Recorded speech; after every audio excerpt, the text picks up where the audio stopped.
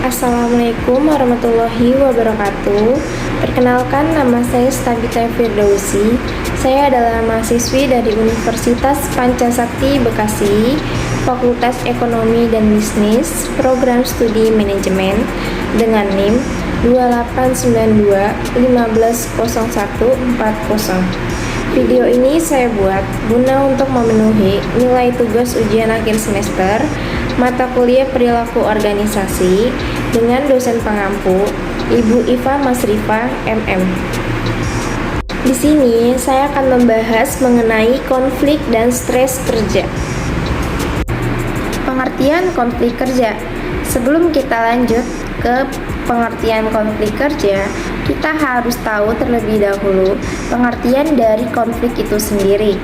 Nah, di sini ada menurut Soedarmayanti tahun 2000 memberikan definisi konflik sebagai perjuangan antara kebutuhan, keinginan, gagasan, kepentingan, ataupun pihak yang saling bertentangan sebagai akibat dari adanya perbedaan sasaran atau goals, nilai atau values, pikiran atau cognition, perasaan atau affect, dan perilaku behavior.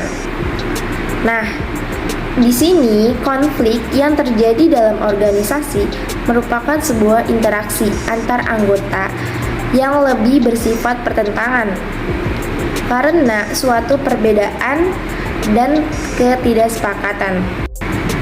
Apa penyebab munculnya konflik dalam organisasi? Di sini muncul konflik dalam organisasi dikarenakan adanya ketidaksesuaian antara dua atau lebih anggota atau kelompok dalam organisasi yang timbul karena adanya kenyataan pertentangan atau ketidaksamaan tujuan, tuntutan, keinginan, atau kebutuhan di antara mereka. Sehingga dalam sebuah organisasi, konflik dapat terjadi karena adanya tujuan yang tidak sesuai, gangguan pada lingkungan kerja, ketidaksamaan persepsi, dan perbedaan pandangan atas tujuan bersama. Jadi, intinya bahwa konflik muncul dari adanya ketidaksetujuan atas tujuan yang ingin dicapai atau metode yang digunakan untuk mencapai tujuan tersebut. Menurut Sophia tahun 2008, dari beberapa penyebab konflik yang ada, 3 penyebab berikut dipandang sebagai penyebab dasar atas terjadinya konflik dalam organisasi, yaitu yang pertama ada saling bergantungan. Saling bergantung dalam pekerjaan terjadi jika 2 orang atau 2 kelompok dalam organisasi saling membutuhkan satu sama lain guna menyelesaikan tugas, namun mereka tidak saling mendukung. Yang kedua, perbedaan tujuan. Perbedaan tujuan yang ada di antara satu bagian dengan bagian yang lain, seperti unit produksi yang bertujuan semaksimal mungkin biaya produksi dan mengusahakan sedikit mungkin kerusakan produk. Yang ketiga ada perbedaan persepsi. Dalam menghadapi suatu masalah, jika terjadi perbedaan persepsi, maka hal itu dapat menyebabkan munculnya konflik. Strategi mengelola konflik. Yang A, manajemen mengimplementasikan kebijakan yang telah ditetapkan tanpa memberikan toleransi atas tindakan yang menyalahi aturan tersebut.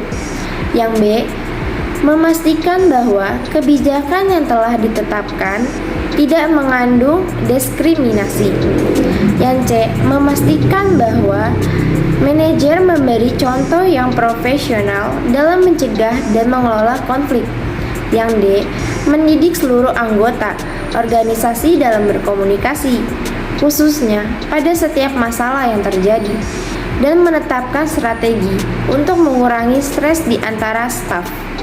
Yang E, membantu segera mungkin karyawan yang memiliki masalah, terutama pada waktu-waktu sibuk, dan memastikan lingkungan kerja fisik yang nyaman dan aman. Di sini, konflik memiliki dua dampak, yaitu ada dampak positif dan dampak negatif. Dampak positifnya sebagai peluang untuk pertumbuhan organisasi dan bahkan penguatan hubungan antar tim kerja atau individu di dalamnya. Beberapa jenis atau tingkatan konflik mungkin terbukti bermanfaat apabila digunakan sebagai sarana untuk mendorong kemajuan organisasi pada tahapan perubahan atau inovasi. Dampak negatif dari konflik kerjanya yaitu ada munculnya stres kerja yang dapat berupa hubungan yang tidak harmonis, produktivitas menurun, ketidakamanan pekerjaan, pemborosan waktu kerja, dan sumber daya. Menurunnya semangat kerja, hilangnya komitmen untuk kerja, meningkatkan pengunduran diri, cedera moral. Jenis-jenis konflik kerja. Menurut James A. F. Stoner dan Charles Wankel, dikenal ada 5 jenis konflik, yaitu pertama, ada konflik intrapersonal. Konflik intrapersonal adalah konflik seseorang dengan dirinya sendiri. Konflik terjadi bila pada waktu yang sama seseorang memiliki dua keinginan yang tidak mungkin dipenuhi sekaligus. Yang B, konflik interpersonal. Konflik interpersonal adalah pertentangan antar seseorang dengan orang lain karena pertentangan kepentingan atau keinginan. Hal ini sering terjadi antara dua orang yang berbeda status, jabatan, bidang kerja. Masing-masing individu terjadi persaingan karena mempunyai kepentingan yang berbeda. Yang C, konflik antar individu-individu dan kelompok-kelompok. Konflik ini melibatkan individu dengan kelompok. Apabila ada individu yang tidak bisa memenuhi keinginan kelompok, maka ia akan mendapatkan hukuman. Yang D, konflik antar kelompok dalam organisasi yang sama. Konflik ini merupakan tipe konflik yang terjadi di dalam organisasi. Konflik antar lini dan staf. Pekerja dan pekerja manajemen merupakan dua macam bidang konflik antar kelompok. Yang E, konflik antar organisasi. Konflik ini berdasarkan pengalaman ternyata telah menyebabkan timbulnya pengembangan produk-produk baru, teknologi baru, dan servis baru, harga lebih rendah, dan pemanfaatan sumber daya secara lebih efisien. Nah, di sini kita lanjut ke pengertian stres kerja. Nah, sebelum kita mengetahui pengertian dari stres kerja, kita harus tahu pengertian dari stres itu sendiri. Nah, di sini stres merupakan salah satu bidang perhatian utama saat ini dalam organisasi apapun dan dapat dianggap sebagai sebuah akibat desakan berbagai permasalahan yang dihadapi manusia yang ada di dalam organisasi.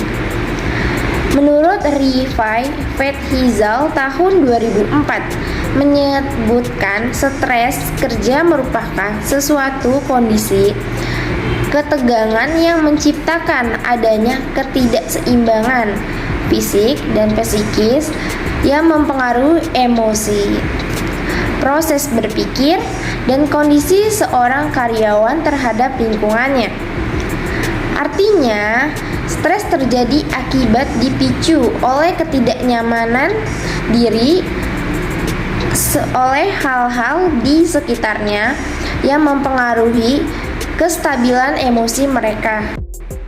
Sehingga dari uraian tersebut dapat dikatakan bahwa stres kerja adalah ketidaknyamanan perasaan yang dialami seseorang yang menekan atau merasa tertekan dalam menghadapi lingkungan dan pekerjaan mereka.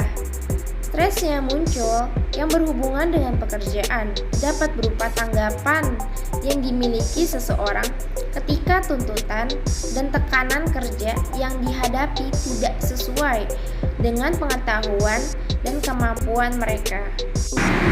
Menurut Stavrola Leka et al. Tahun 2003, dalam kontak pekerjaan sehari-hari, karyawan yang mengalami stres banyak disebabkan oleh faktor-faktor antara lain.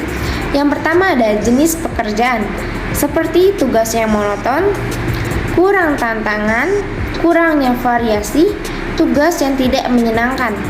Yang kedua ada beban kerja.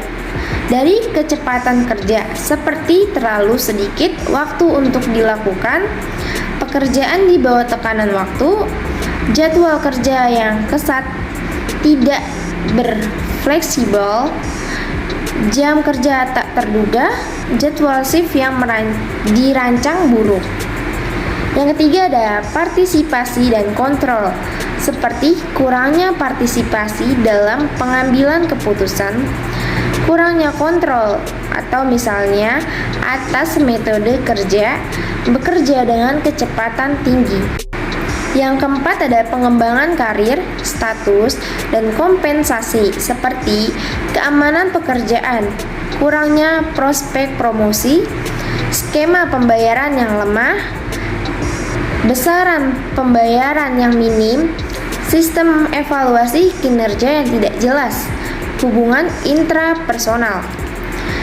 Yang kelima ada hubungan kerja, seperti hubungan yang buruk dengan rekan kerja, penindasan, pelecehan, dan kekerasan, tidak ada prosedur kerja. Yang keenam ada masalah pribadi, seperti konflik tuntutan pekerjaan dan rumah, kurangnya dukungan di tempat kerja, kurangnya dukungan untuk masalah pekerjaan di rumah. Strategi menangani stres kerja.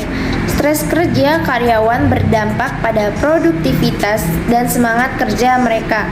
Oleh karenanya, peran serta organisasi dalam hal ini, manajemen dalam penanganannya perlu dirancang oleh manajemen untuk menghilangkan atau mengontrol stres serta untuk mencegah atau mengurangi stres yang dirasakan karyawan. Menurut Jeremy Strang, tahun 2005, pembuatan strategi organisasi akan mampu membantu dalam penanggulangan stres di tempat kerja. Strategi organisasi yang dapat diterapkan berupa yang A. Penetapan prosedur kesehatan dan kesejahteraan karyawan. Ini termasuk berbagai bentuk pengawasan kesehatan, kegiatan promosi kesehatan, konseling tentang isu-isu yang berhubungan dengan kesehatan, dan penyediaan fasilitas kesejahteraan yang memadai. Yang B, gaya manajemen. Di sini menyangkut peduli lingkungan sangat penting. Penerapan sistem komunikasi yang baik dan keterbukaan pada semua masalah. Yang C, manajemen perubahan. Manajemen harus menyadari bahwa perubahan yang akan datang dalam bentuk apapun adalah salah satu penyebab stres yang paling signifikan di tempat kerja. Yang D, kegiatan pelatihan harus mempertimbangkan potensi stres dalam aktivitas kerja tertentu. Strategi menghadapi stres juga dapat dilakukan dari sisi individu itu sendiri. Misalnya, menjauhkan diri dari penyebab stres, mengolah pemikiran dengan mengganti persepsi tentang stres, menghilangkan penyebab stres, dan meminta dukungan dari orang-orang sekitar. Kesimpulannya, konflik dan stres yang tidak ditangani dengan baik akan berdampak pada kinerja karyawan yang nantinya akan mempengaruhi kinerja organisasi secara keseluruhan. Mengetahui penyebab atau sumber pemicu stres dan konflik kerja perlu segera dipelajari oleh pimpinan perusahaan agar mereka dapat menyusun strategi di dalam mengantisipasi dan mengelola kedua masalah tersebut dalam organisasinya. Organisasi yang profesional tentu akan mencari jalan atas permasalahan yang terjadi tersebut agar karyawan mereka dapat bekerja maksimal dan berproduktivitas dalam pencapaian tujuan organisasi yang telah ditetapkan. Di sini ada beberapa referensi yang saya dapatkan. Cukup sekian materi yang bisa saya sampaikan, selebihnya mohon maaf. Terima kasih. Wassalamualaikum warahmatullahi wabarakatuh.